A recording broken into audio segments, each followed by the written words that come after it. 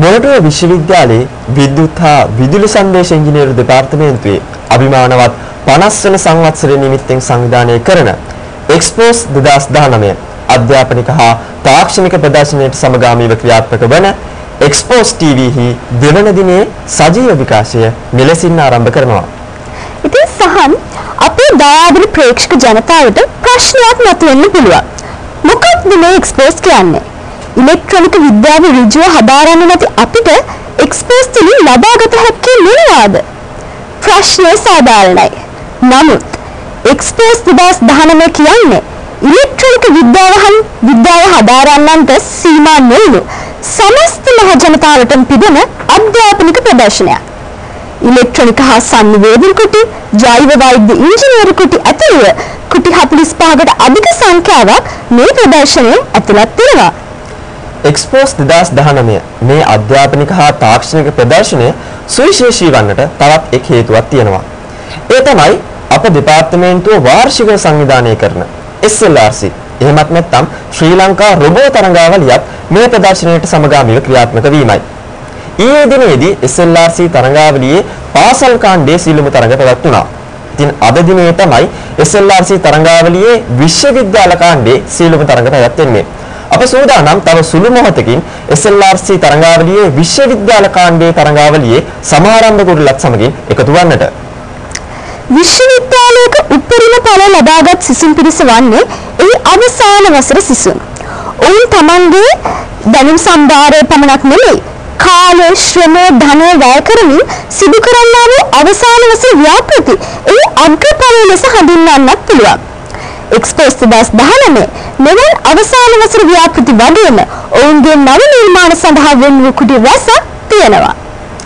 ආරම්භක දිනේ වගේම ඊයේ දිනේ එක්ස්පෝස් 2019 මේ ප්‍රදර්ශන භූමියට සැපමිනි බොහෝ දෙනා කතා බහට ලක් කළ ඒ වගේම බොහෝ දෙනා ආකර්ෂණයට පත් වුණු විශේෂාංගයක් තමයි ඩ්‍රෝන් යානා ප්‍රදර්ශනය කියන්නේ.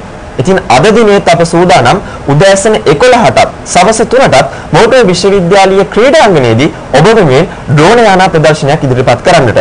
ඒ විතරක්ම නෙවෙයි ඩ්‍රෝන් යානා තාක්ෂණය ඉගෙන ගන්න ආස කරන ඔබටයි මේ ආරාධනය.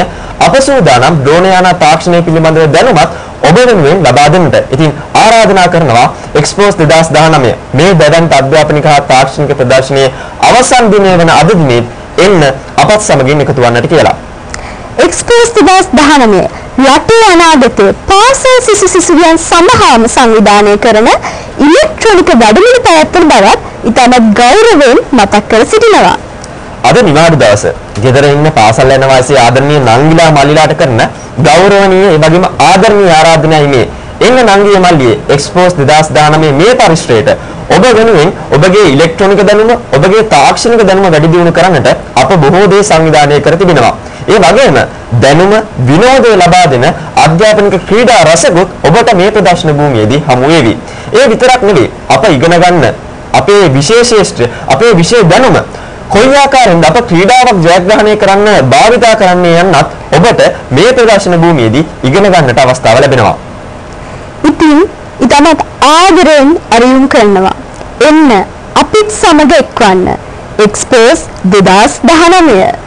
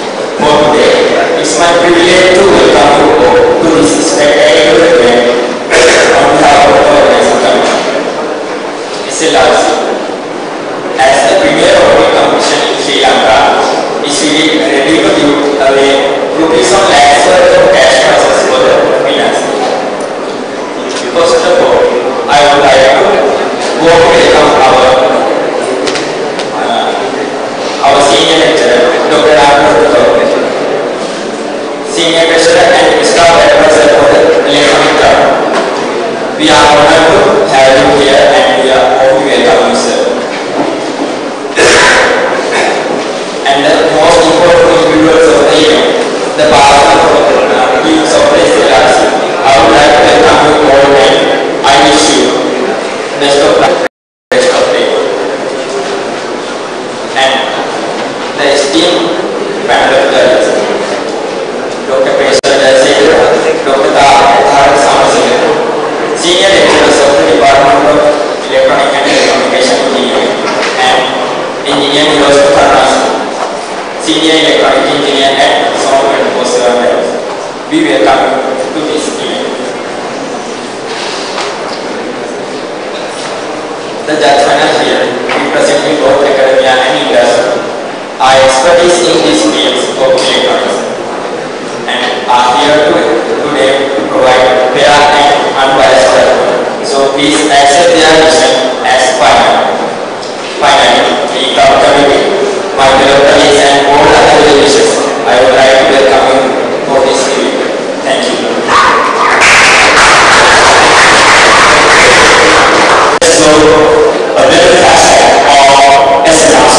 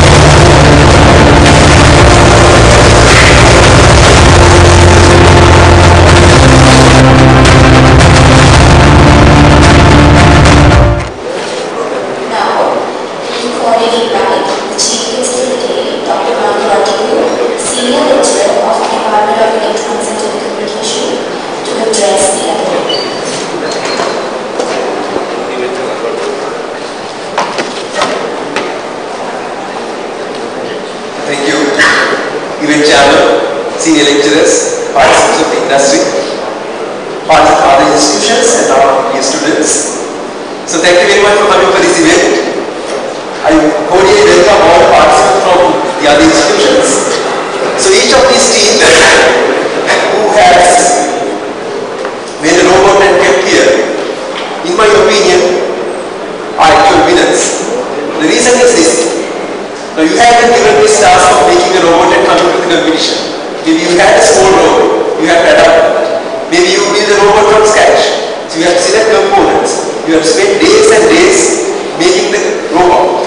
Then you have tuned the robot, test the robot, and bring the robot here for the competition. That is your child. You love your robot.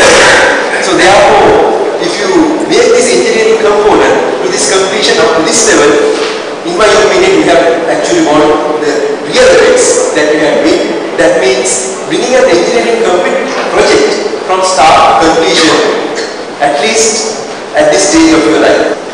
That is, you are ready to embark on larger projects later on as an engineer in the industry or as a researcher in a university. So for this reason, I like to seriously congratulate each one of you for making this robot and bringing for this competition. In a competition, there will be winners and losers. Sometimes you expected your robot to run the whole lane, but unfortunately, at this moment it failed. So do not feel very bad, because we have already achieved what you have to achieve in your life by making this robot. So thank you for coming for this competition and selecting Morocco University Electronics Department competition to participate and compete. So during this competition, hopefully our esteemed panel of judges will give So I hopefully expect that a truly talented team will win the robot competition. So on the other hand, with the robot competition in parallel to this, the Express exhibition is running. So if you have time, go and see the final year projects and other exhibits, and you can learn something from that also. So I would like to congratulate and thank all the organizers. It is not easy to organize a competition like this, and all the sponsors who are contributing for these good prizes.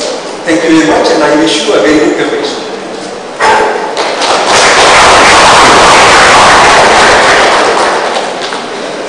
Thank you, sir.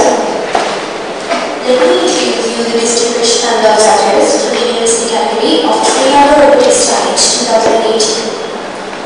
Dr. P.H.D. Jasikara, Senior Lecturer of Department of Electronics and Telecommunication.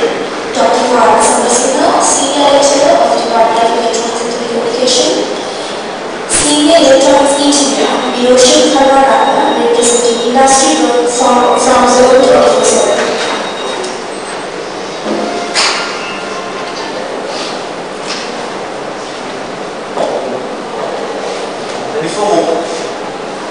Before moving on to the competition, the people will invite one of the members from the esteemed panel of judges to clarify any doubts about the rules and regulations of the university category of SLRC.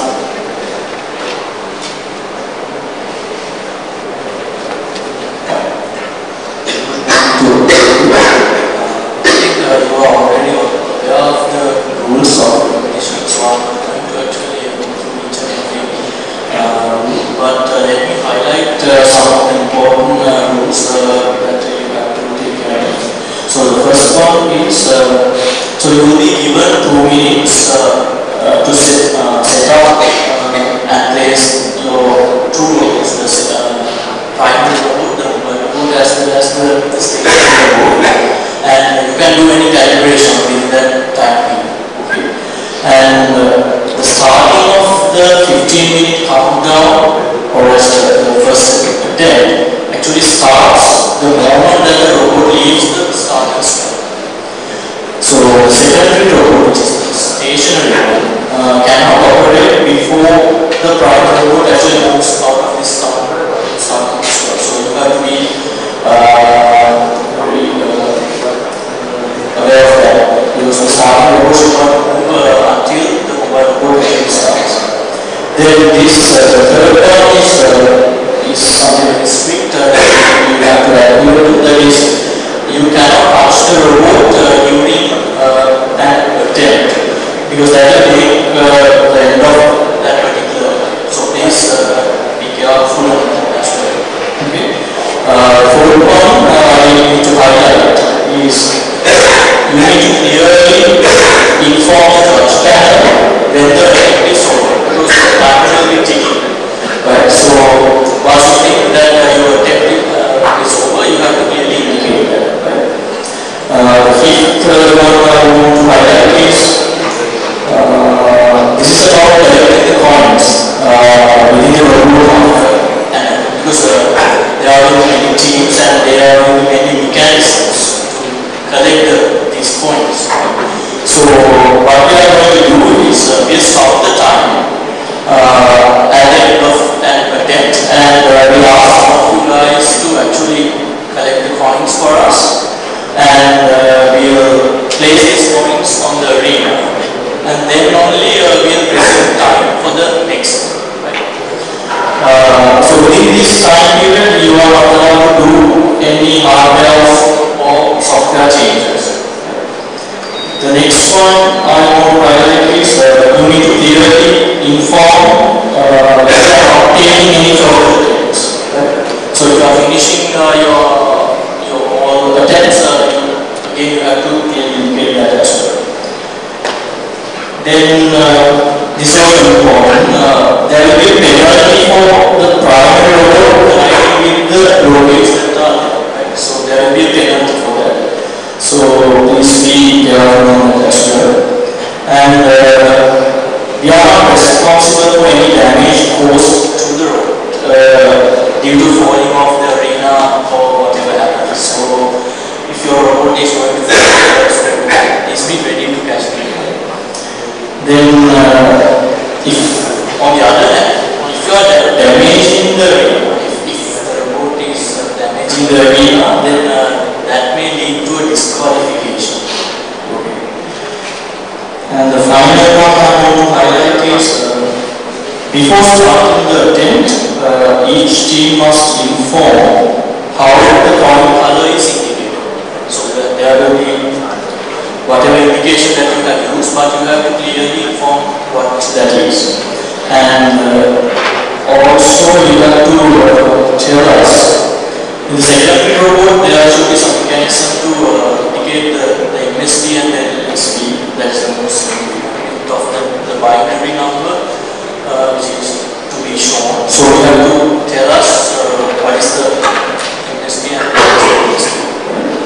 And finally you have to allocate a team member to handle the coins. So those are the important points you need to be careful. So I wish you all the very best and may the best, the talented team in the competition. Thank you very much.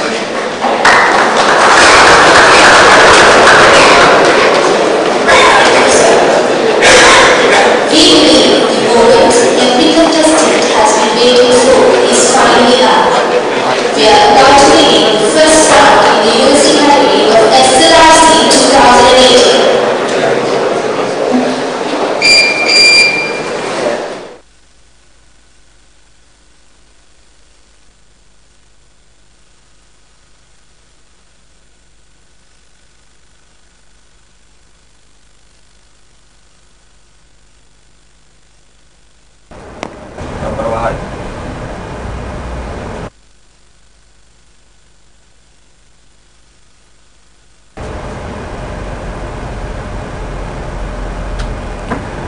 මුර්රු විශ්වවිද්‍යාලයේ විද්‍යුත් හා විදුලි සංදේශ ඉංජිනේරු දෙපාර්තමේන්තුවේ 50 වන සංවත්සරයට සමගාමීව පැවැත්වෙන expose 2019 අධ්‍යාපනික හා තාක්ෂණික ප්‍රදර්ශනය මේ දිනවල එනම් ඊයේ දිනේත් වගේම අද දිනේත් ඔබට මුර්රු විශ්වවිද්‍යාල පරිසරයේදී දැක බලා ගන්නට අවස්ථාව තියෙනවා. ඉතින් ඉලෙක්ට්‍රොනික විද්‍යාව විද්‍යුත් සංවේදන ශාස්ත්‍රයන්ට අදාළ ලෝකයේ බොහෝ කතාබහට ලක් වෙන මාතෘකාවන් නව තාක්ෂණයන් ඔබට මෙහිදී ඉගෙන ගන්නට සියසින් දැක බලා ගන්නට ඒ ආශ්‍රිත නිපුණු නව නිපැයුම් දැක බලා ගන්නටත් ඔබට අවස්ථාව තිබෙනවා. ඉතින් ප්‍රධාන තේමාවන් 8ක් යටතේ සංවිධානය වුණු ප්‍රදර්ශන කොට 45කට අධික සංඛ්‍යාවක් මේ ප්‍රදර්ශන භූමියේ ඔබ වෙනුවෙන්ම සූදානම් කොට තිබෙනවා. ජෛව වෛද්‍ය ඉංජිනේරු විද්‍යාව ආශ්‍රිත නව නිපැයුම් ධර්ම විනෝදය වගේම බොහොම ආකර්ශනීය අංග ඇතුළත් ප්‍රදර්ශන කොටිත් ඒ වගේම ඔබ මේ දකින එක්ස්පෝස් සජීව විකාශන පටිගත කෙරෙන විකාශනාගාරයත් ඉලෙක්ට්‍රොනික හා විද්‍යුත් සංවේදන ශාස්ත්‍රයට අදාළව නව නිපැයුම්ද ඔබට මේ දැක බලා ගන්න අවස්ථාව තියෙනවා. ඒ වගේම අපි මතක් කරගන්න ඕනේ එක්ස්පෝස් 2019 මේ අධ්‍යාපනික තාක්ෂණික ප්‍රදර්ශනයේ සමගාමීව පැවැත්වෙන SLRC නැතහොත් ශ්‍රී ලංකන් රොබොටික්ස් චැලෙන්ජ් ලංකාවේ ප්‍රමුඛතම රොබෝට් තරඟාවලියක්. දැනටමත් ඔබ ඒ ගැන දන්නවා ඇති. අපි මෙහෙම මතක් කරමු. මෙම තරඟාවලිය මෙවර එක්ස්පෝස් 2019ට සමගාමීව පැවැත්වෙන්නේ කාණ්ඩ දෙකක් ඔස්සේ. පාසල් කාණ්ඩය සහ විශ්වවිද්‍යාල කාණ්ඩය යන කාණ්ඩ දෙක ඔස්සේ. ඉතින් පාසල් කාණ්ඩයේ තරඟ අපි මේ වෙද්දී අවසන් වෙලා තියෙනවා. ඒ වගේම අපි මතක් කරන්නට ඕනේ පාසල් කාණ්ඩයේ තරඟාවලිය සඳහා පාසල් කණ්ඩායම් 61ක් සහභාගී වෙනවා.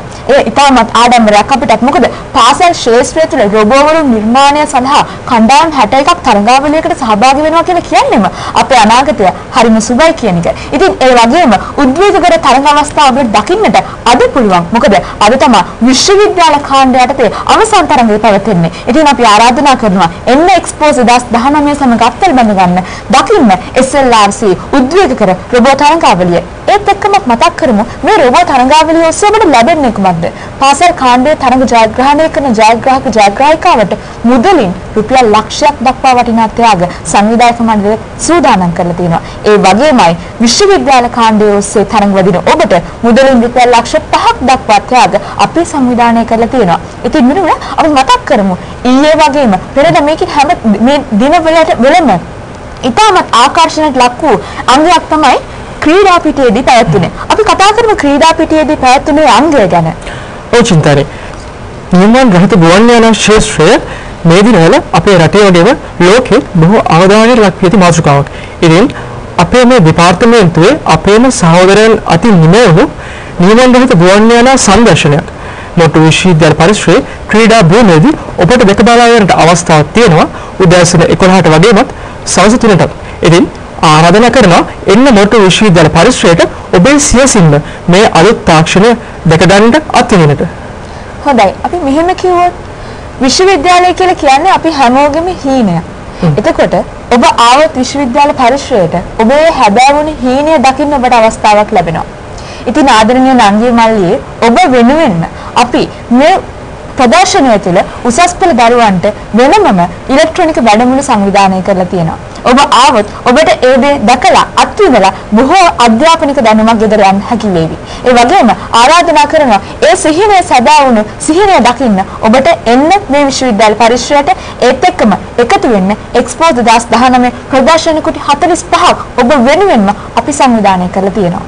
ඉතින් චින්තනයේ මේ එක්ස්පෝ 2019 මේ කාර්යය සාර්ථක කරගන්නට ඉවහල් වෙන බොහෝමයක් හේතු සාධක තියෙනවා. ඒ අතරින් අපේ අනුග්‍රාහක බවතුන් ඉතාමත් විශේෂයි. ඉතින් අපි මතක් කරලා ඉමු කවුද අපේ අනුග්‍රාහක බවතුන් කියලා.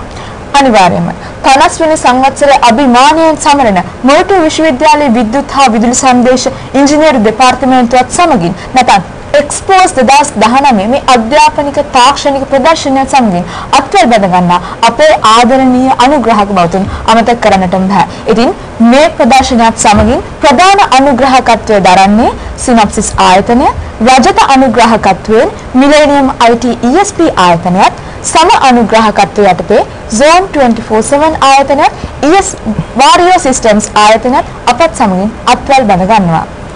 හොඳයි චින්තනයේ. දැන් ඔබ මේ එක්කලා සිටින්නේ එක්ස්පෝස් සජීව විකාශය කියලා ඔබ නිවසේ සිටින අපි නරඹන බව අපි දැන් දන්නවා.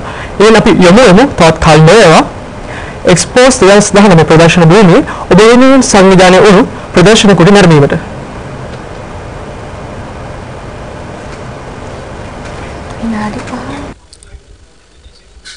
ඔබ දැන් මේ නැවතත් සම්බන්ධ වන්නේ මොට්ටු විශ්වවිද්‍යාලයේ විද්‍යුත් හා විදුලි සංදේශ දෙපාර්තමේන්තුව මගින් ඔවුන්ගේ පවසන සංවත්සර නිමිත්තෙන් සංවිධානය කරනු ලබන එක්ස්පෝස් 2019 සජීව විකාශයත් සමගයි.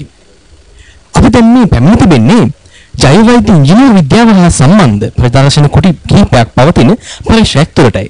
එසේනම් මේ අපගේ සූදානම ඔබගේ අවධානය ඒ වෙත යොමු කරන්නටයි. ඔව්. ප්‍රථමයෙන්ම අපි පළමුවෙනි ප්‍රදර්ශන කුටිය විතර මේ අවස්ථාවේ පැමිණ තිබෙනවා. ඔව්. අයි මට මේ පිළිබඳව පොඩ්ඩක් පැහැදිලි කිරීමක් කරලා දෙන්න පුළුවන්ද? මේ කුටි අපි කතා කරන්නේ රිහැබිලිටේෂන් ඉන්ජිනියරින් ගැන. රිහැබිලිටේෂන් ඉන්ජිනියරින් වලදී වෙන්නේ අපි ඩිසේබල් එක්කෙනෙක් අරගෙන එයාගේ ඩේලි කටයුතු දිගටම කරගෙන යන්න පුළුවන් වෙන අවශ්‍ය ඉංජිනේරු තාක්ෂණයන් හඳුන්වා දෙන එක. අපි සාමාන්‍යයෙන් ඩිසේබල් කෙනෙක් ගත්තාම එයා කැටගරි දෙකකට දාන්න පුළුවන්. පළවෙනි කැටගරි එක තමයි කම්ප්ලීට්ලි ඩිසේබල් කියන කැටගරි එක.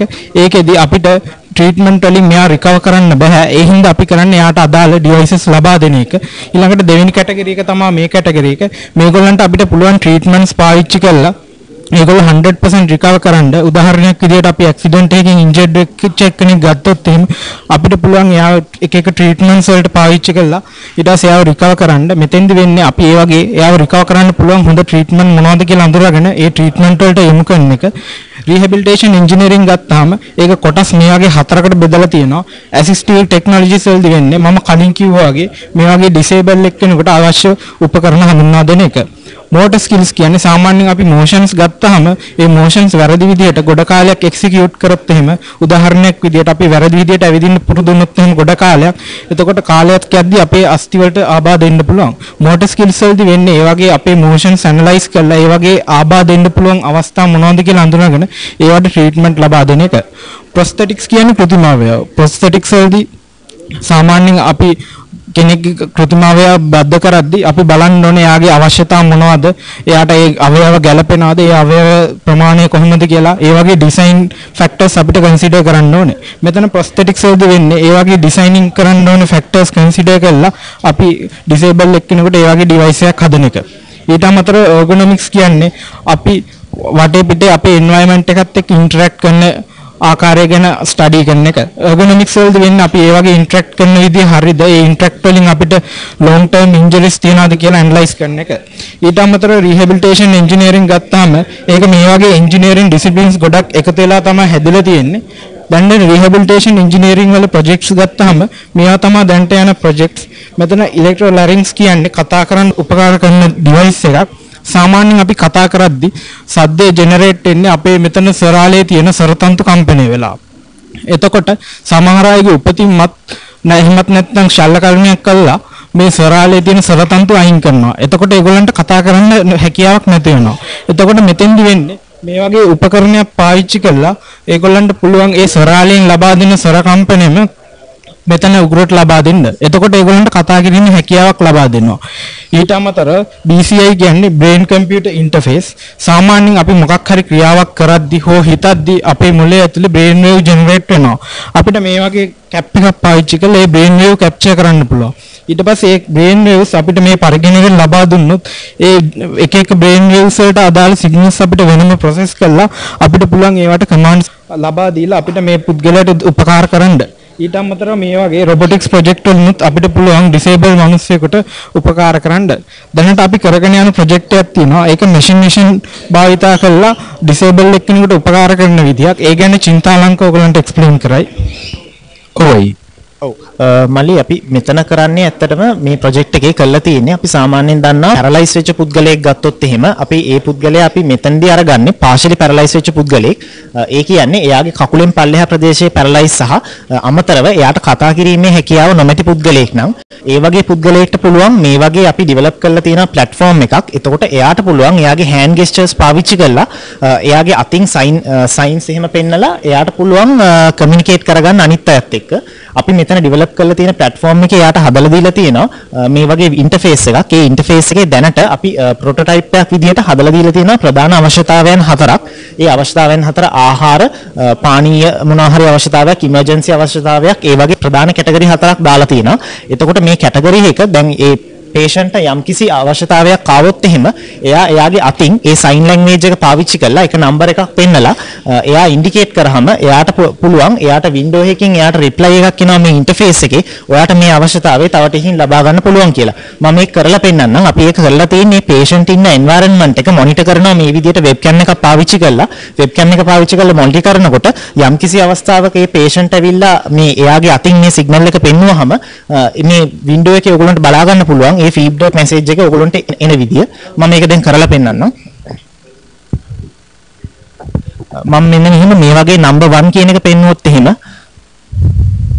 ඔයාලට බලා ගන්න පුළුවන් මෙතන window එකේ pop up message එකක් ඒ patient අදාළ දීපු command එකට අනුරූපව ලබා ගන්න පුළුවන්. එයාට ඒක cancel කර ගන්න ඕන නම් මේ විදිහට 0 කියන එක පෙන්නලා ඒ window එක cancel කරගන්න පුළුවන්. එතකොට මේ වගේ ප්‍රධාන categories හතරක් මෙහෙම එයා detect කරනවා. මෙහෙම number 2 කියන එකක් පෙන්නුවොත් එහෙම මේ විදිහට එනවා. ඒ වගේ number 4 කියන එකෙන් පෙන්නුවොත් මේ වගේ එනවා. එතකොට ඔය වගේ ප්‍රධාන අවශ්‍යතාවයන් හතරක් අපි මෙතෙන්දී මේ ඩෙමෝ එකේදී අපි කරලා තියෙනවා. එතකොට අපි මේක තවදුරටත් ඩෙවලොප් කරන්න බලාපොරොත්තු වෙනවා. අපි දැනට කරලා තියෙන්නේ patient තමන් කියපු command එක මොකක්ද කියන එක බලා ගන්න පුළුවන් platform එකක් තමයි හදලා තියෙන්නේ. අපිට මේක ඩෙවලොප් කරන්න පුළුවන්.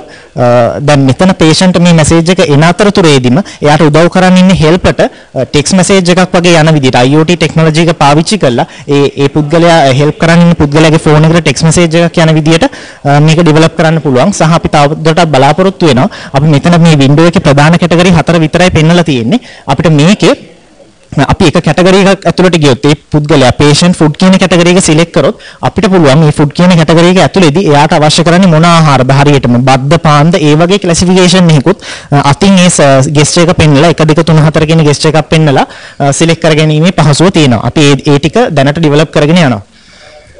බෙහෙම ස්තුතිවන්ත වෙනවා ඒ අයියට. ඉතින් අපගේ ඊළඟ අවධානය තවත් ප්‍රදර්ශන කුටියක් වෙතටයි මේ යොමු වෙන්නට යන්නේ. ඔව්. මගේ දහම් පසින් තියෙන තවත් ප්‍රදර්ශන කුටියක් ජෛව වෛද්‍ය ඉංජිනේරු විද්‍යාව පිළිබඳව තියෙනවා. අපි මේ අයියගෙන් අසා දැනගමු මෙහි ක්‍රියාකාරීත්වය වෙන්නේ කොහොමද කියලා. ඇත්තම මෙතන කතා කරන්නේ කාඩියෝවැස්කියුලර් ඉංජිනේරින් පිළිබඳව. කාඩියෝවැස්කියුලර් ඉංජිනේරින් කියලා කිව්වට පස්සේ අපි අංක එකට හිතන්න ඕන කාරණා තියෙනවා කාඩියෝවැස්කියුලර් සිස්ටම් එක කියන්නේ මොකක්ද? සරලව කිව්වට පස්සේ රුධිර සංසරණ පද්ධතිය. රුධිර සංසරණ පද්ධතිය අපි කිව්වොත් එහෙම කොටස් තුනකට බෙදන්න පුළුවන්. අපේ heart එක එහෙම නැත්නම් හදවත නැත්නම් blood vessels කියලා කියන්නේ අපේ රුධිර නාල. රුධිර නාල කිව්වට පස්සේ අපිට කියන්න පුළුවන් අපේ ශිරා, ධමනි, රුධිරකේශ නාලිකාව තියෙනවා. ඒ වගේම ඒවායේ ගමන් කරන රුධිරය. ඔය ආදී වශයෙන් කොටස් තුනකට බෙදන්න පුළුවන්. අපි අංකයකට අපි හිතනවා අපි හිතන්න ඕනේ ඇයි අපි කාඩියෝවැස්කියුලර් ඉන්ජිනියරින් කියන්නේ අපි කරන්නේ කියලා අපි හිතන්න ඕනේ. ඇයි අපි ඉන්ජිනියරින් සොලියුෂන් එකක් මේක දෙන්නේ කියලා හිතන්න ඕනේ. අපිට සාමාන්‍ය මිනිස්සෙක්ට ඉන්ජිනියරින් සොලියුෂන් එකක් දීම අවශ්‍යතාවයක් නැහැ. ඒ වුණාට මෙතන ඩිසීස් එකක් තියෙන මිනිස්සෙක්ට ඉන්ජිනියරින් සොලියුෂන් එකක් අපි දෙන්න ඕනේ. අපි අන්න ඒක නිසා අර මං කිව්වර කොටස් තුනේ වෙන වෙනම අපි හොයනවා. ඒවයි තියෙන disorders, dysfunctions අපි වෙන වෙනම හොයනවා. ඒ හොයන එක තමයි අපි මෙතනින් අංකයකට කරන්නේ. ඒ හොයනකොට අපිට අංකයකට මෙතන පේනවා heart එක. heart එකේ අපිට තියෙනවා myocardial infarction. ඒ කියන්නේ අපි සරලව කිව්වොත් එහෙම heart attacks. ඒ වගේම hypertensions, අධිරුධිර පීඩනයක් අපේ heart එක නිසා ඇති වෙන අධිරුධිර පීඩනයක්. ඒ වගේ මෙතනින් එහාට ගත්තා පස්සේ අපේ blood වල අපි දන්න දේ ගැන කතා කරොත් අපි සරල සමාජයේ දන්න දෙයක් මේ තැලසීමියා වගේ රෝග තත්ත්වයක්. ඒ කියන්නේ අපේ රුධිරයේ තියෙන හිමොග්ලොබින් ප්‍රමාණය අඩු වීම නිසා අපි දන්නවා දිවෙන එක් පළාත් වලට ඒ තැලසීමියා කියන රෝග ලක්ෂණ ජාන වලින් එනවා. එතකොට අපි මේ පිළිබඳව අපි වෙන වෙනම මේකට අපි solutions දෙන්න ඕනේ. අපි ඒ ගැන තමයි මෙතනින් කතා කරන්නේ. කතා කරද්දී මෙතන අපි මේ solutions දෙනකොට අපි සලකන ප්‍රධාන කොටස් දෙකක් තියෙනවා. එකක් තමයි අපි ටෙස්ට් කරන්න ඕනේ. අපිට සාමාන්‍ය මිනිස්සු ගැන කියන්න බෑ ටෙස්ට් කරන්න නැතුව මගේ heart එකේ ප්‍රශ්නයක් තියෙනවා නම් ඕගොල්ලන්ට මගේ ඇඟ දිහා බලලා කියන්න බෑ මට මේ වගේ ප්‍රශ්නයක් තියෙනවා කියලා. අපි ඒක ටෙස්ට් කරන්න equipments හදන්න ඕනේ. ඒ වගේම අපේ එයාව recover කරන්න ඒ recovery equipments හදන්නත් ඕනේ. එතකොට අපි මේ ටෙස්ට් කරන්න equipments හදද්දී අංක එක තමයි blood pressure meter එක. blood pressure meter එක අපි සාමාන්‍යයෙන් දැකලා තියෙන අපේ ගෙවල් වලත් තියෙන මේ blood pressure meter කියන එක මෙතන digital blood pressure meter එකක්. ඒ වගේම pulse oximeter එක. pulse oximeter කියලා කියන්නේ ඔක්සිජන් ප්‍රමාණය අපේ රුධිරයේ තියෙන ඔක්සිජන් ප්‍රමාණය මැනගන්න මීටර එකක් විදියට නැත්නම් මොකක් හරි මැනගන්න උපකරණයක්. එතනදී අපි භාවිත කරන විශේෂ තාක්ෂණයක් IR තාක්ෂණය. මේ කියන්නේ IR ලයිට් එකක් කියවලා අපි බලනවා එහා පැත්තෙන් මම ඒක සරලව මෙහිම උදාහරණයක් කියන්න අපි ටෝච් එකක් ගත්තා පස්සේ අපි ටෝච් එක අපේ මූණට කෙලින්ම ඇල්ලුවාට පස්සේ අපිට කෙලින්ම ඉන්නේ ටෝච් එක එළිය විතරයි. අපි පතර කොලයක් වගේ දෙයක් තියලා ඇල්ලුවාට පස්සේ ඒ එළිය අඩුවීමක් වෙනවා. අපි අපේ අත තියලා ඇල්ලුවා පස්සේ තවත් අඩුවීමක් වෙනවා. අපිට තේරෙනවා මැද තියෙන මාධ්‍යයේ ඝනත්වයේ වෙනස් වීම අනුව ඒ විනිවිද යන එළියේ අඩු වැඩි වීම සිද්ධ වීම වෙනවා. අපි යන්නේ මේ මූලධර්මය උපයෝගී කරගෙන මෙතනදී මේ පල්ස් ඔක්සිමීටර් එක කියන එකට ඒකේ අපි දන්නවා ඔක්සිජන් වැඩි වීම සමග රුධිරයේ තියෙන ඝනත්වය වැඩි වීම අඩු වීම වෙනවා. අන්නේ මූලධර්මයේ අපි උපයෝගී කරගෙන මේ හරහා විනිවිද යන ආලෝක ධාරාව අපි මන බලනවා. නැත්නම් මේ අදෝරක්ත ආලෝක ධාරාව අපි මන බලනවා. ඊටාම සියුම් වෙනස් වීමක් තමයි මෙතන සිදු වෙන්නේ. ඊටාම සියුම් සෙන්සර්ස් පාවිච්චි කරලා අපි මේ වගේ පල්ස් ඔක්සිමීටර් එකක් හදා ගන්නවා රුධිරයේ තියෙන ඔක්සිජන් ප්‍රමාණය මනින්න. ඒ වගේම ECG ගත්තොත් අපි ECG භාවිත කරනවා අපේ heart එකේ තියෙන විද්‍යුත් property එක කියන්නේ electrical property එක අපි මැනගන්න මේ ECG කියන දේ භාවිත කරනවා. අපේ brain signals වල අපේ heart එක පාලනය කරද්දී අපේ heart එකේ beat එකට මොන වගේ electrical energy එකක් දෙනවද කියලා අපි එතනින් හොයලා බලනවා. එතකොට සාමාන්‍ය මිනිස්සෙගේ සහ ඩිසීස් තියෙන මිනිස්සෙගේ වෙනස්කම් අපිට එතනින් පැහැදිලි කරගන්න පුළුවන්. අපි දැන් මෙතනින් මේ කතා කරේ කොහොමද මේක ටෙස්ට් කරගන්නේ කියලා. අපේ කාඩියෝවැස්කියුලර් සිස්ටම් එකේ මොකක්ද ප්‍රශ්නයක් තියෙනවා කියලා ටෙස්ට් කරගන්න. මම කිව්වා අනික් කොටස ඇවිල්ලා අපි ඒකට සොලියුෂන් එකක් දෙනවා. බෙහෙතක් දෙනවා. මොකක් හරි අපි මොකක්ද මේකට කරන්න ඕනේ මොකක් හරි විසඳුමක් අපි දෙනවා. ඒ දෙන විසඳුම් දෙද්දී අපි එක ට්‍රීට්මන්ට්ස් හදනවා. එකක් තමයි පේස් මේකර් එක. ඔයගොල්ලෝ පේස් මේකර් එක දැකලා තියෙනවා නම් පේස් මේකර් එක කරන්නේ අපි අපේ ඇබ්නෝමල් බීට් එකක් අපේ heart එකේ වෙනවා නම් අපි එක්ස්ටර්නල් පේස් එකක් එතෙන්ට දෙන එක තමයි කරන්නේ මේ පේස් මේකර් එකේ. ඒක නිසා අපි එතනින් එහාගෙන කතා කරොත් එහෙනම් ඩිෆිබ්‍රිලේටර් එක. හරි. එතකොට ඒකෙන් කරන්නේ අපි එක්ස්ටර්නල් ෂොක් එකක් දෙලා heart arrest එකක් තියෙන මිනිස්සෙක්ට. ඒ වගේ එක්ස්ටර්නල් ෂොක් එකක් දීලා අපි ආපහු එයාගේ heart එක අප් කරනවා. එයාට හෙඩ් ස්ටාර්ට් එකක් දෙන එක තමයි එතනින් කරා සරලව කිව්වොත්. උණි හරියට මෝටර් එක නැවතිලා තියෙදි කරකවන්න උත්සාහ කරනවා වගේ දෙයක් තමයි එතනින් කරන්නේ. මේ වගේ වර්තමානයේ මේ වගේ අප්‍රෝචස් අපි දැකලා තියෙනවා. මේ කාඩියෝවැස්කියුලර් ඉන්ජිනියරින් වල අප්‍රෝචස් තමයි මේ සියලුම ඉන්ජිනියරින් අප්‍රෝචස් සියලුම දේවල් කාඩියෝවැස්කියුලර් ඉන්ජිනියරින් වල අප්‍රෝචස්. ඒ වගේම අපි එතනින් එහාට කතා කරොත් මේ මෙකැනිකල් heart valves එහෙම තියෙනවා. මෙකැනිකල් heart valves අපි දන්නවා සියලු දේ මට ඔබට ඉතා කුඩා වීඩියෝ එකක් පෙන්වන්නම්. මෙකැනිකල් heart valve එකක් අපි ඉම්ප්ලාන්ට් කරන ආකාරය අපේ සංස්ථානික දමනිය ඔස්සේ යම්කිසි පිටුම වයර් එකක් කියලා ටියුබ් එකක් අපි ඇතුළට දාලා heart එක වෙනකම් යවලා මේ තියෙන්නේ අපිට පේනවා අපි දන්නවා සාමාන්‍ය පෙළ පන්තියේදී අපි දන්නවා මේ ත්‍රිතුණ්ඩ කපාට, ද්විතුණ්ඩ කපාට, මෙවැනි කපාට. එවැනි කපාටයකට මෙන්න මෙවැනි ආකාරයේ විඩා කරලා ඇතුළට ගිහිල්ලා ඒ පිම්බීම වගේ විඩා කරලා අපි කෘතිම නිපදවු අපේ වැල් එක අපි රිප්ලේස් කිරීම තමයි මෙතන කරන්නේ. එනවා. මෙවැනි approaches ගොඩක් තියෙනවා. මෙතනින් එහාට අපි කතා කරොත් මේ කාඩියෝවැස්කියුලර් ඉන්ජිනියරින් කියන පාර්ට් එකේ. ඉතින් මේ ගැන තවත් දැනගන්න ඕනේ නම් එන්න මේ ස්ටෝල් එකට බයෝමෙඩිකල් ස්ටෝල්ස් වල තව ගොඩාක් approaches මේ සම්බන්ධ තියෙනවා. බොහොම ස්තුතියි. බිලින් ස්තුතිවන්ත වෙනවා අයියාට. ඉතින් මෙවැනි විශ්මය ජනක වූ ප්‍රදර්ශන කුටි රාශියක් අපහා සතෝ පවතිනවා. ඉතින් මේ අවස්ථාවේදී අප සූදානම් වන්නේ ඔබ සියලු දෙනාටම එක්ස්පෝස් 2019 බැලීමට ආරාධනා කරමින් මේ සජීව විකාශයෙන් අනතුරුව පාලක මැදිරිය හා සම්බන්ධ වීමටයි. එක්ස්පෝස් 2019 මේ දැවැන්ත අධ්‍යාපනික හා තාක්ෂණික ප්‍රදර්ශනය අද දිනේ පුරාවටත් මොරටුව විශ්වවිද්‍යාල පරිශ්‍රයේ ක්‍රියාත්මක වෙද්දී මතක් කරන්නට ඕනේ මේ එක්ස්පෝස් ප්‍රදර්ශනයේ සංවිධානය වන්නේ 3 වෙනි වතාවට යන බව. 2009 වසරේ තමයි ප්‍රථම වතාවට මොරටුව විශ්වවිද්‍යාලයේ විද්‍යුත් හා විදුලි සංදේශ ඉංජිනේරු දෙපාර්තමේන්තුවේ අපේ විද්‍යාර්ථීන්ගේ නව නිමැවුම් නව තාක්ෂණය මහජනතාවට ඉවරවන්නේ. ඉන් අනතුරුව වසර 7ක නිහඬියාවකින් පසුවයි 2016 වසරේදී එක්ස්පෝස් 2016 ලෙසින් අති දැවැන්ත අධ්‍යාපනික හා තාක්ෂණික ප්‍රදර්ශනයක් සංවිධානය වන්නේ. 2016 වසරට පසුවයි මොරටුව විශ්වවිද්‍යාලයේ අප දෙපාර්තමේන්තුවේ අභිමානවත් 50 වන සංවත්සරයේ නිමිත්තෙන් එක්ස්පෝස් 2019 ලෙසින් මේ අධ්‍යාපනික හා තාක්ෂණික ප්‍රදර්ශනය සංවිධානය වන්නේ. ඉතින් එක්ස්පෝස් 2019 අධ්‍යාපනික හා තාක්ෂණික ප්‍රදර්ශනයේ අවසන් දිනය වන අද දිනේ අපි ආරාධනා කරනවා ඔබ සියලුම දෙනාට එන්න ඔබ වෙනුවෙන් විවිධ තේමාවන් යටතේ අධ්‍යාපනික හා තාක්ෂණික කුටි 45කට අධික ප්‍රමාණයක් අප සූදානම් කර තිබෙනවා ඔබට දැනුම ඔබට අත්දැකීම් ලබා දෙන්නට. ඉතින් ආරාධනා කරනවා එන්න සවස් 6 තෙක් අප ඔබ වෙනුවෙන් මේ ප්‍රදර්ශන භූමිය විවෘත කර තබනවා. ඉතින් ඒ පිළිබඳව මතක් කරන ගමන් මේ සූදානම් වෙන්නේ එක්ස්පෝස් 2019 දක්වා මේ ගමන් මගේ කොයි ආකාරයෙන්ද එක්ස්පෝස් 2016 ක්‍රියාත්මක වුණේ එක්ස්පෝස් 2016 අති දැවැන්ත අධ්‍යාපනික හා තාක්ෂණික ප්‍රදර්ශනයේ සංවිධානය වුණේ යන්න බව දැක බලා ගන්නට. ඉතින් එකතු වෙමු එක්ස්පෝස් 2016 මතක සටහන් සමගින්.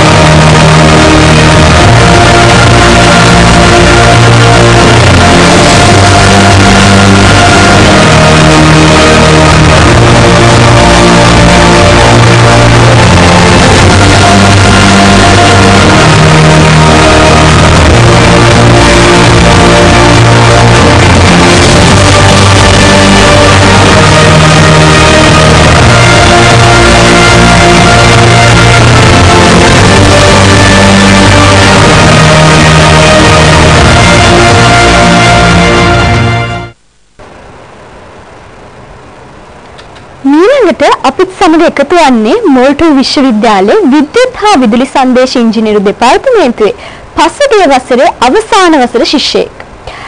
රොබෝ තාක්ෂණය පිළිබඳ හසල දැනුමක් ඇති මොහු රොබෝ කොන් ඇතුළු රොබෝ තරඟාවලි රැසකින් ජයග්‍රහණ ලබා තිබෙනවා. එපමණක් නෙවෙයි, ශ්‍රී ලාංකීය කෘෂි ක්ෂේත්‍රය රොබෝ තාක්ෂණය සමගින් නවතම තලයකට ඔසවා තැබීමටත් ඔහු සමත් වෙනවා. පිළිගන්න 13 කණ්ඩායමේ අචල අතුකොර අයියා. එක්ස්පෝස් 2019 ශ්‍රී ලංකාවේ ප්‍රමුඛතම තාක්ෂණික විශ්වවිද්‍යාලය වන මොරටු විශ්වවිද්‍යාලයේ විද්‍යුත් හා විදුලි සංදේශ ඉංජිනේරු දෙපාර්තමේන්තුව විසින් සංවිධානය කරන තාක්ෂණික සහ අධ්‍යාපනික ප්‍රදර්ශනයේ සජීව විකාශනයේ මේ වන විට මාත් එක්ක ඉතාමත් වැදගත් පුද්ගලෙක් සම්බන්ධ වෙලා ඉන්නවා.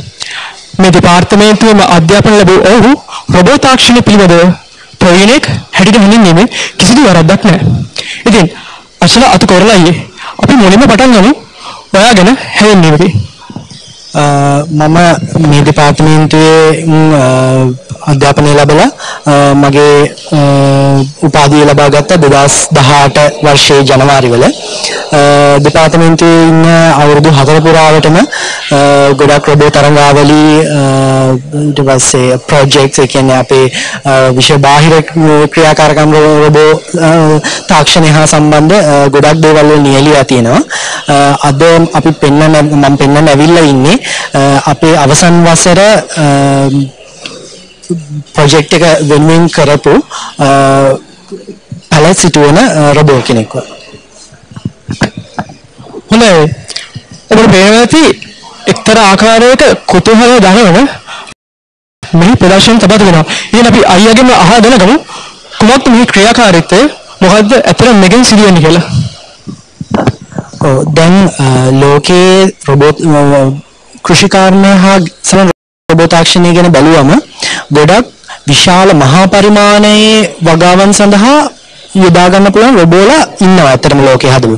ඒත් අපි ගෙවතු වගාකරණය එහෙම නැත්නම් කුඩා පරිමාණ ගොවිපළවල් සඳහා යොදා ගන්න පුළුවන් රොබෝවන් හා රොබෝ තාක්ෂණය දකින්න ලැබෙන ගොඩක් අඩුයි. අපි අන්න ඒක අඳුනගත්තා අපිට මේ වෙනුවෙන් දෙයක් කරන්න පුළුවන් කියන එක. ඒතර මේ රොබෝ හදලා තියෙන්නේ ගෙවතු සහ කුඩා පරිමාණ වගාවන් සඳහා. මේ රොබෝට පුළුවන් ඇට හිටවන්න, ඊට පස්සේ වතුර දාන්න, පොහොර දාන්න, වල්පල ඉබේඩ් රොබෝ විසින් ස්වයංක්‍රීයව අඳුරාගෙන වල්පල ඉවත් කරන්න සහ අපිට පුළුවන් අන්තර්ජාලයේ ඔස්සේ ඕනෑම තැනක සිට අපේ වගාව වීඩියෝ වක්තුලින් නරඹන්න.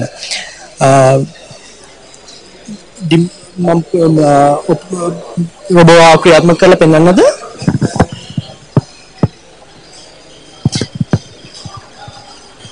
අපි මෙම රොබෝට හදලා තියෙනවා ජංගම දුරකථනය ස්ථාපනය කරන්න පුළුවන් මෘදුකාංගයක්. ඒ මෘදුකාංගය මගින් අන්තර්ජාලය ඔස්සේ ඕනෑම තැනක සිට රොබෝ ක්‍රියාත්මක කරන්න පුළුවන්.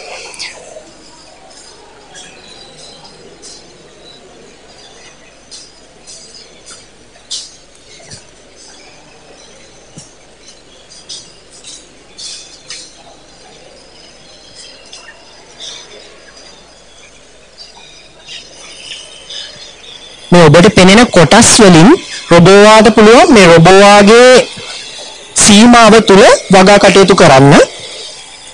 ඒ සීමාව අපි සෙල් එකක් වශයෙන් හඳුන්වනවා. ඒ සීමාව තුල මේ කෙරෙන ආකාරයට දැන් මේ රොබෝවා කරන්නේ ඇටයක් ගෙනිහිල්ලා මම ඒ රොබෝවාට අනකලපු ස්ථානයේ ඇටය පැල කරන එක. ඒ වගේම පුළුවන් රොබෝවාට එම ස්ථානයේ හෝ මේ රොබෝවාගේ සීමාව තුල ඕනෑම ස්ථානයක ඇට සිටුවීම සහ අනිකුත් සියලුම ක්‍රියා කරන්න පුළුවන්. ඒ වශයෙන් මෙම සීමාව තුල වගා කටයුතු කර අවසානයේදී රොබෝවාට පුළුවන් ඕනෑම පොළොව මත ඕනෑම දිශාවකට ගොස් ඊළඟ සීමාවේද වගා කටයුතු කරන්න. ඒක මම ක්‍රියාත්මක කරවලා පෙන්නන්නම්. මේ පෙන්වන ආකාරයට රොබෝවාට මේ දිශාවට සහ ඊට ලම්බකව අනිත් දිශාවටද ගමන් කරන්න පුළුවන්. එතකොට මෙම සීමාවේ වගා කටයුතු කිරීමෙන් අනතුරුව ඔබ වාට මේ දිශාවට හෝ ඕනෑම දිශාවකට ගොස් ඒ කියන්නේ අපේ මේකේ අරමුණ වන්නේ ඔබට තියෙන ගෙවත්තේ හෝ කුඩා පරිමාණ වගාවේ ඉඩකඩ වල හැඩය සහ ප්‍රමාණයෙන් ස්වායත්තව මේ රොබෝවාව එමෙ ස්ථානයට දියත් කරන්න පුළුවන්. බොහොම ස්තුතියි. ඉතින් අන්තිම ප්‍රශ්න විදිහට මම අහන්න කැමති දැන් ඔබ රොබෝ තාක්ෂණ පිළිබඳව අත්දැකීම් සපිරි ප්‍රවීණ ශ්‍රී ලංකාව වගේ රටකට රොබෝ තාක්ෂණය වැනි විශේෂයෙන් එන්නත ශාස්ත්‍රයෙන් ඇති වැඩගත්කම මොකක්ද ඔබ හිතන විදිහට? ඇත්තටම මෙහෙමයි මල්ලි රොබෝ තාක්ෂණය කියන එක ශ්‍රී ලංකාවට සහ වෙන රටකට කියලෙවලා එහෙම රටෙන් රට වෙනසක් නැහැ ප්‍රයෝජනවත් වීමේ රොබෝ තාක්ෂණය කියන එක ඕනෑම රටකට සහ ඕනෑම ක්ෂේත්‍රයකට වැදගත් වෙන තාක්ෂණයක්. ඒක ලංකාවේ අඳුම් කර්මාන්තය එහෙම නැත්නම් කෘෂි කර්මාන්තය අධ්‍යාපනික ක්ෂේත්‍රය මේ හැම ක්ෂේත්‍රයකටම රොබෝ තාක්ෂණයෙන් ලොකු ප්‍රයෝජන ගන්න පුළුවන්. ඒක ශ්‍රී ලංකාවේ දැනට නියුක්ත වෙලා නැති එක විතරයි තියෙන්නේ. අනිත් රටවල් ඒ ප්‍රයෝජනය අඳුනාගෙන ඒ රටවල් රොබෝ තාක්ෂණයේ එම ක්ෂේත්‍රයන්හි යොදවලා තියෙනවා. ලංකාව ඒ අතින් තාමත් පොඩ්ඩක් පසුපසින් ඉන්නේ නියුක්ත කිරීමේදී ඒ අපි රොබෝ තාක්ෂණය මේ ලංකාවේ තියෙන එක ක්ෂේත්‍රයන්හි නියුක්ත කළොත් ඒවෙන් සෑහෙන ප්‍රයෝජනයක් ලබා ගන්න පුළුවන් විශාල ක්ෂේත්‍ර ප්‍රමාණයක. බොහොම ස්තුතියි. ඉතින් මේ වගේ නව රොබෝ තාක්ෂණය වගේම ඉලෙක්ට්‍රොනික විද්‍යාව වෙනත් ලෝකයේ නවතම තාක්ෂණ පිළිබඳ දැනුම උකහා ගන්න එන්න නරඹන එක්ස්පෝස් 2019 අධ්‍යාපනික හා තාක්ෂණික ප්‍රදර්ශනය මොටෝ විශ්වවිද්‍යාල පරිසරයේදී 18 19 20 යන දින තුනකට පුරාවටම පැවැත්වෙනවා.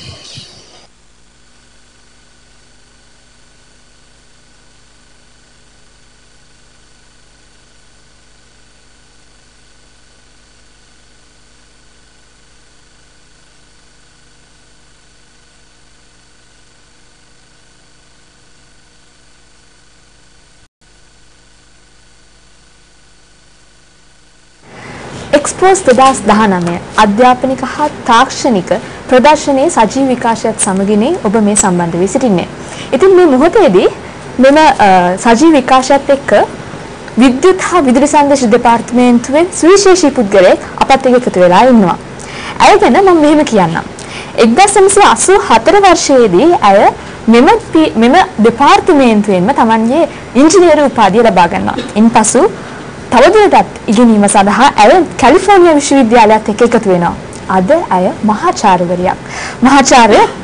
මහාචාර්ය දිලිකා ඩයස් මැතිණිය තමයි මේ මොහොතේදී අපත් සමග සම්බන්ධ වී සිටින්නේ. ඉතින් ආචාර්යතුමියනි මම ඔබතුමියව ඉතාමත් ගෞරවයෙන් මේ වැඩසටහන සඳහා පිළිගන්නවා. අපි මේ මොහොතේදී මතක් කරන්න ඕනේ මහාචාර්ය දිලිකා ඩයස් කියලා කියන්නේ ශ්‍රී ලංකාවේ sannivedana ක්ෂේත්‍රයේ පුරෝගාමී චරිතයක්. ශ්‍රී ලංකාවේ sannivedana ක්ෂේත්‍රයේ අද මේ දිනවල පවා සිදුවන සියලුම කර්තව්‍යයන් වලට මහඟු දායකත්වයක් මහඟු සේවයක් කරන ඉතාමත් වැදගත් වූ චරිතයක්.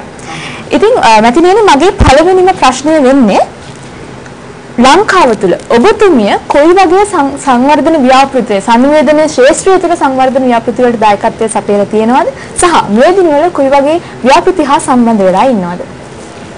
ඔව් ඇත්තටම මුලින්ම කියනවා නම් මම සහභාගී වෙච්ච ඒවාට වඩා මම හිතන්නේ වැදගත් අපේ දෙපාර්තමේන්තුවෙන් ග්‍රැජුවේට් වෙච්ච ඉංජිනේරුවෝ කරලා තියෙන දේවල් දැන් ලංකාවේ ජංගම දුරකථන ජාල මුලින්ම පටන් ගත්තේ 1980 ගණන් වල අන්තිම හරියේ ඊට පස්සේ 90 ගණන් වල ගොඩක් ශීඝ්‍රයෙන් ඒවා ව්‍යාප්ත වෙලා ගියා. ඒ ජංගම දුරකථන ජාල පටන් ගන්නකොට ඒවට එන්ජිනේරුවන් සම්පූර්ණයෙන්ම මම හිතන්නේ ලබාගත්තේ මොටෝ විශ්වවිද්‍යාලයේ ඉලෙක්ට්‍රොනික්ස් ඩිපාර්ට්මන්ට් එකෙන්. ඒ ගැන අපි ගොඩක් ආඩම්බර වෙනවා.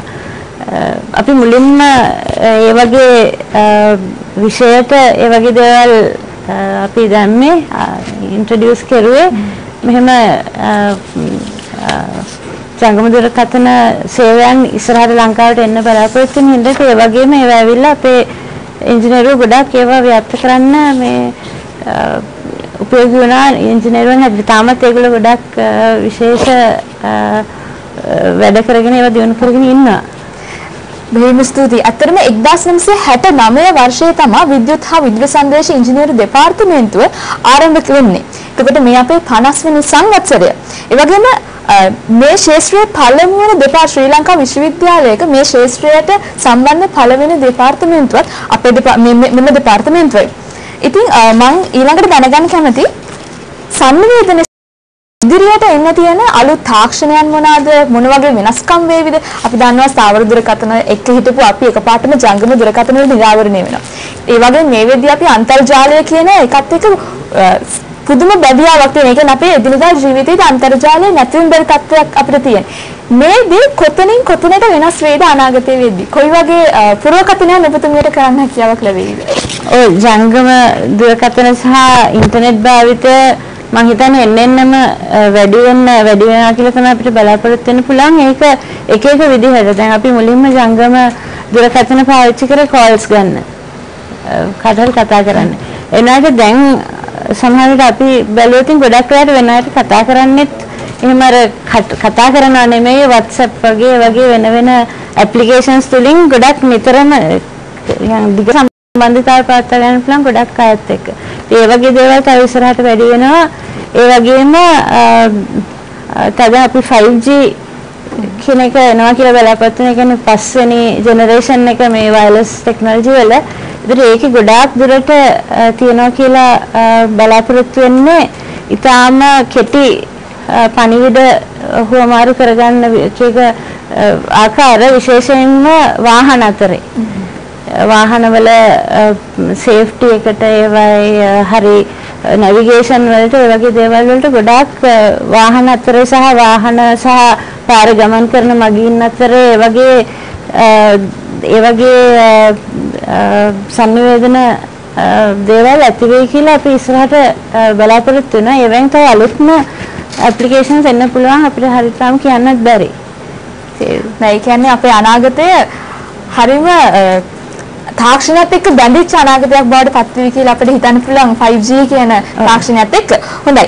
මගේ අවසාන ප්‍රශ්නය තමයි ආචාර්යතුමියනි, දැන් අපි එක්ස්පෝස් 2019 කියලා තුන්වෙනි වතාවට තමයි මෙම දෙපාර්තමේන්තුව හරහා මෙවැනි ප්‍රදර්ශනයක් සංවිධානය කරන්නේ මහජන ප්‍රදර්ශනයක් විදියට. මේ මහජන ප්‍රදර්ශනයේ මම දකිනවා පාසල් ශිෂ්‍යයෝ අතර හුඟක් ජනප්‍රිය. ඒ කියන්නේ මම වුණත් උසස් පෙළ කාලයේදී අපි මොකක්ද විශ්වවිද්‍යාලය තුළ දකින්නේ? විශ්වවිද්‍යාලයට ආවම මොනවාද අපිට තියෙන්නේ? ඒ අර අපේ හීනයක් මේ. හීනේ හැදවුනම අපි දකින්නේ මොකක්ද? ඒ හැමදේමත් එක්ක මම කැමතියි දැනගන්න මේ ප්‍රදර්ශනයේ නරඹන්න එන පුද්ගලයෙක්ට වයස් ભેදයකින් තොරව මොන වගේ පණිවිඩයක්ද අපි දෙන්න උත්සාහ කරන්නේ දෙපාර්තමේන්තුවක් හැටියට? ඔව් එකක් නම් අපිට මේක හොඳ අවස්ථාවක් අපේ ඇතුළේ තියෙන මේ දක්ෂතා ළමයින්ගේ දක්ෂතා අපේ පාඨමාලාවේ තියෙන සුවිශේෂ දේවල් ඒ වගේ දේවල් හඳුන්වා දෙන්න අවස්ථාවක්. මොකද අපි දන්නවා ගොඩාක් පාසල් ළමයි අතරේ සීනක් වගේ තියෙනවා මොරටු විශ්වවිද්‍යාලයට එන්න. හැබැයි ඇත්තටම ඒක අර කටින් කට ගියාට ඇත්තටම මම හිතන්නේ ගොඩක් අය දන්නේ ඇතුළට ආවම මොන වගේ දේවල්ද කරන්නේ කියලා. ඉතින් මේක හොඳ අවස්ථාවක් ඒ වගේ එකකට. අනිත් එක අපි දන්නවා දැන් විශ්වවිද්‍යාලයට එන්න වරම් ලැබෙන්නේ කීප දෙනෙකුට විතරයි. ඒ අනිත් අයට එහෙම නැති අනිත් අයට උනත් මේ වගේ දේවල් දැකලා තමන් තනියෙන්ම මේ හැකියාවල් දියුණු කරගෙන තමන්ගේ හැකියාවන් මේ අංශයෙන් වැඩි දියුණු කරගන්න මම හිතන්නේ ලකුණක් වෙනවා මේ වගේ දේවල් ඇවිල්ලා බලන එකෙන්. අනිවාර්යයෙන්ම ඔබ විශ්වවිද්‍යාලයේ වරම් ලැබුවත් නොලැබුවත් ඔබට මේ උකහාගත දැනුම අත්දැකීම අප්‍රමාණයි. එන්නේ අදත් හෙටත් මේ දින පුරාවටම එක්ස්පෝස් 2019 ඔබ වෙනුවෙන් විවෘතයි උදෑසන 9 සිට සවස් 6 දක්වා. ඉතින් මම හිතමත් ස්තුතිවන්ත වෙනවා අපගේ ආචාර්යතුමියට මේ කාර්ය බහුල වටපිටාවත් එක්ක අපිත් එක්ක ඇවිල්ලා මේ කෙටි සංවාදයත් එක්ක සම්බන්ධයෙන් බෙහෙවින්ම ස්තුතියි. ඉතින් මම මතක් කරන්න කැමතියි මෙම ප්‍රදර්ශනයට සහභාගී වෙන නරඹන්න ඔබට ප්‍රදර්ශන කුටි 45කට අධික සංඛ්‍යාවක් තියෙනවා. ඒ වගේම පාසල් ශිෂ්‍යයින්ට වෙනම විශේෂ වූ ඉලෙක්ට්‍රොනික වැඩපිළිවෙළ පවා අපි සංවිධානය කරලා තියෙනවා. ඉතින් එන්න නරඹන්න expose 2019.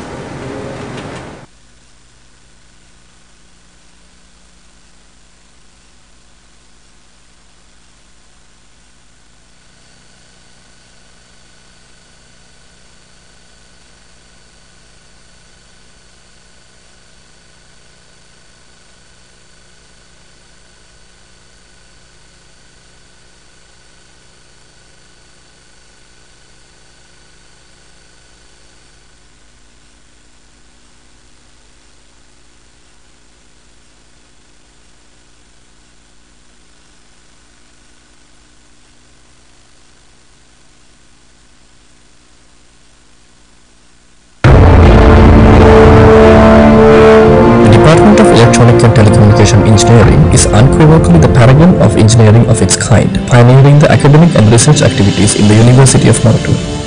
It is the quest, competition and dream of any student entering the university to pursue studies in this department, as it offers the best. Telecommunication laboratory facilitates the students to understand the basic concepts of telecommunication, such as modulation, multiplexing, detection of radio signals by construction and simulation. This laboratory is equipped with most modern equipment in the telecommunication field, such as spectrum analyzers that are used to measure amplitude and frequency modulation. Students utilize wireless and land telephone systems implemented inside the laboratory for their studies. Laboratory experiments of television systems are conducted using the TV trainer panel in the laboratory. The department computer laboratory is fully fledged with over 60 personal computers having access to the internet at the fastest of speeds through the university and LAN network.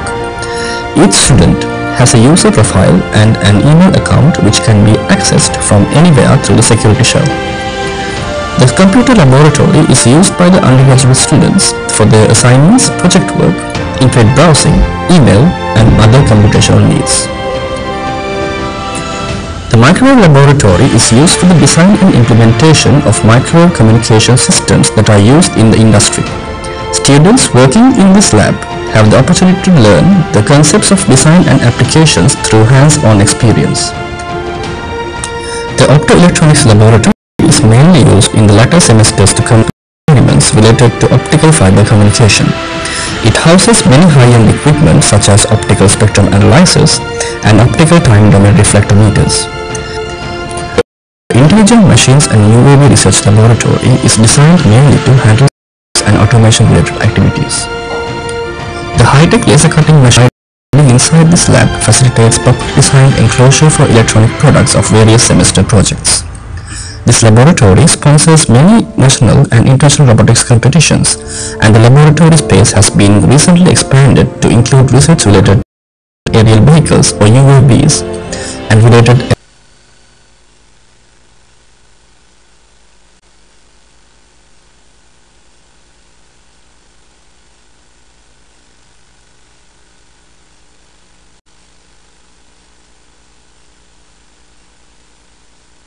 Expose 2019 මොරටු විශ්වවිද්‍යාලයේ විද්‍යුත් හා විදුලි සංදේශ ඉංජිනේරු දෙපාර්තමේන්තුව මගින් පවත්වන අධ්‍යාපනික හා තාක්ෂණික ප්‍රදර්ශනය. මම මේ මොහොතේ රැඳී ඉන්නේ එක්ස්පෝස් 2019 සජීවීව ඔබ වෙත ගෙන එන මැදිරියත් එක්කයි. ඉතින් මේ මැදිරිය මාත් එක්ක ඉන්නවා මේ මැදිරියේ තුල ඒ කාර්යය සාර්ථක කරගන්න දායක වෙන සියලුම පාර්ශව. මම හිතුවා මේ කතාව පටන් ගන්න චින්තන මට කියන්නකෝ මෙතන මොකද වෙන්නේ කොහොමද මේක අපි ටීවී එකේ පෙන්වන්නේ නැත්නම් කවුද මේකට දායක වෙන්නේ මේ පිටිපස්සේ ඉන්න කට්ටිය කවුද කොයි වගේ දායකත්වද ඒගොල්ලෝ සපයන්නේ චින්තානි මම මුලින්ම පටන් ගන්නම් අපේ මූණත ඔයගොල්ලෝ ඉස්සරහට දකින්නදී ඔයගොල්ලෝ මේ ටීවී එකේ මුලින්ම දකින්නේ අපේ නිවේදක කැල නිවේදක කට්ටිය නම් ටික කියාගෙන යන්න මම සහන් සංජය මම විනුර Adrian. මම චින්තානි. මම උදාරා. මම සඳලි. මම සන්තුෂා. මම මන්තිල. හරි. මේගොල්ලෝ උදේ ඉඳලම එක එක තැන් වලට ගිහිල්ලා මොබයිල් ක්‍රූස් වල එහෙම නැත්නම් අපේ මේ ලයිව් ස්ටුඩියෝ එකේ ඉඳලා ලොකු මහන්සියක් ගත්තා ඕගොල්ලන්ට ප්‍රසන්න විදියට මේක ගේන්න. ඔයගොල්ලෝ දකින්නේ ඕගොල්ලෝම. නමුත් දකින්න නැති බොහෝ පිරිසක් ඉන්නවා අපේ තිර පිටුපස. මම එක පටන් ගන්නම් අපේ වීමික්ස් ඒ කියන්නේ මෘදුකාංග ක්‍රියාකරු රශ්මින්ගේ රශ්මින් තමයි අපේ විකාශයේ මට පල්ලෙහාගෙන මම කරන්නේ මොකක්ද කියලා මම අන්තිමට ඔය කියන්නම් රශ්මින්ට තමයි අපේ මෙතන එන සියලුම වීඩියෝ කොටස් එන්නේ එයා මෙන්න මෙතන තියාගන්නවා ඒ වීඩියෝ හැම එකකම ගබඩාවක් එයා තමයි ඒවා නියම විදිහට ටයිම් කරලා ඊට උඩට ලබා දෙන්නේ ඒත් රශ්මින්ට මේ වීඩියෝ එන්නේ කොහෙන්ද? අපි ඒක අර පැත්තෙන් බලමු. අපිට මෙතන පේන්නේ ඉන්න අපේ සංස්කාරක කණ්ඩායම. සංස්කාරකවරු පොඩ්ඩක් අපිට නැගිටලා නම් කියන්න බලන්න. සංදීප. මම භාෂිත විචාර. මම රහල් හෙට්ටිආරච්චි. මම ආදීශ. ධම්නාවින්ද. මම චන්න. නිපුණ වාස්. අසන්. හරි. ඒගොල්ලෝ මෙතන ඉඳන් ලොකු මහන්සියක් දරනවා බොහෝ විට දැන්. ඔයගොල්ලෝ නිවේදකයෝ නම් දවල් විතරයි. නමුත් අපේ මේ සංස්කාරක කැලේට රැයක් දවාලක් නැහැ. ඒගොල්ලන්ට වීඩියෝ එක එන්නේ කොයි වෙලේද? ඒගොල්ලෝ නිතරම මහන්සියක් දරනවා. ඒ වීඩියෝ එක ඔයාලට බලන්න පුළුවන් මට්ටමකට පත් කරන්න.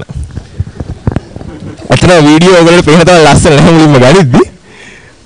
ඒත් ලස්සන වෙන්න හරි නොවෙන්න හරි අපි බලමු ඒ වීඩියෝ ගන්න කවුද කියලා. එතන ඉන්න අපේ කැමරා ක්‍රූ එක. මම මුලින්ම යන්නම් කවිරු ගාවට. කවිරු තමයි මම දන්න තරමින් SLRC ලොකු ප්‍රමාණයක් කව කරේ නේද? මමම කියන්නත් බෑ ඉතින්. ඔව් SLRC එකේ සැකවමක් කව කරා. ඊළඟට ඉන්න අපේ අතපත්තු තමයි ඕපනින් සෙරමනි එක. ඕපනින් සෙරමනි එක ඔබතුමාලාවට. අපි ආව අපේ ඩිරෙක්ටර් තුමාලාවට. ඩිරෙක්ටර් තුමා. මොකද්ද ඔබතුමා දැන් කරන්නේ මෙතන? මම ඉතින් කරන්නේ මෙතන මේ ඔක්කොම ටික හැන්ඩල් කරනවා. ඒ කියන්නේ අතනින් එන වීඩියෝස් ටික හරිද වැරදිද කියලා බලන්න ඕන. මොකද ඒ වීඩියෝස් වල තියෙන ඔඩියෝ ට්‍රැක්ස් ටික ඔක්කොම චෙක් කරන්න ඕන මෙතනින්. මොකද ඒ ටික චෙක් කරන්න බෑ අතන ලයිව් දෙන හින්දා. ඒ ඔක්කොම වීඩියෝස් ටික චෙක් කරලා බලලා අඩුපාඩු වීඩියෝස් ටික හොයලා බලලා අඩුපාඩු වීඩියෝස් තියෙනවා නම් හදලා ඒ ටික ඔක්කොම කරපු ටික බලලා වීමික්ස් කරන කෙනාට දෙන එක තමයි මම කරන්නේ. හරි බොහොම ස්තුතියි අධ්‍යක්ෂකතුමා ගෝවින්දු. තාම පොඩ්ඩක් කතා වෙන්න ගියාට නිපුණ තමයි මෙතන වැඩ ටික ඔක්කොම අපිට ඔයලා බලලා කරේ අපේ සම්බන්ධීකාරකතුමා. මොනවද හරි කියන්න තියෙනවද? වැඩි දෙයක් නැහැ. හැමදේම සම්බන්ධීකරණය කරා එච්චරයි. සම්බන්ධීකරණය කියලා අදහස් කරන්නේ මොකක්ද කියලා පොඩ්ඩක් විස්තර කරලා නම්.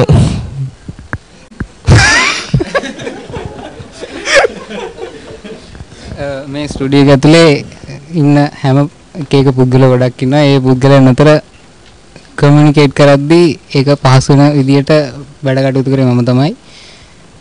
ඒක තමයි.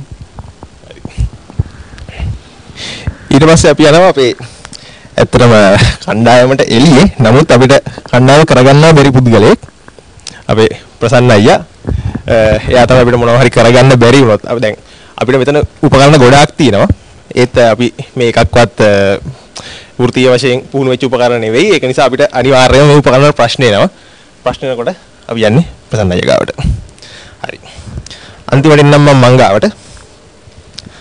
අපි මේකට කියනවා හાર્ඩ්වෙයාර් විෂන් මික්සර් කියලා. මේක තමයි ස්ටුඩියෝ එකේ අපිට හදවත කියලා කියන්න පුළුවන්. අපේ වීඩියෝ ක්‍රූ එක විසින් වීඩියෝ කරලා එඩිටින් ක්‍රූ එක විසින් එඩිට් කරලා අපේ අධ්‍යක්ෂතුමාගේ කතුරෙන් කැපිලා කවුද රශ්මින් විසින් ටයිම් කරලා මට එන වීඩියෝස් ටික අන්තිමට ලයිව් ටෙලිකාස්ට් එකට දාන එක තමයි මගේ රාජකාරිය. මෙතන ඉතින් ඒක ගැජටික් තියෙනවා. ඒක තමයි මම කරන්නේ. හරි. ඒ තමයි අපේ එක්ස්පෝස් TV කණ්ඩායම. මම දැන් ආපහු චින්තායට මයික්‍රොෆෝනේ බා මේ අවසානයක් දකින්න. හොඳයි එක්ස්පෝස් නරඹන්න ඔබට අවස්ථාව තියෙනවා මේ සජීවී අත්දැකීම මේ සජීවී මැදිරියට ඇවිල්ලා මේ සිදුවන කාර්යයන් දිහා බලලා ඒ අත්දැකීම සියසින්ම දැක ගන්න දැනගන්න ඉතින් ආරාධනා කරනවා එන්න නරඹන්න එක්ස්පෝස් 2019.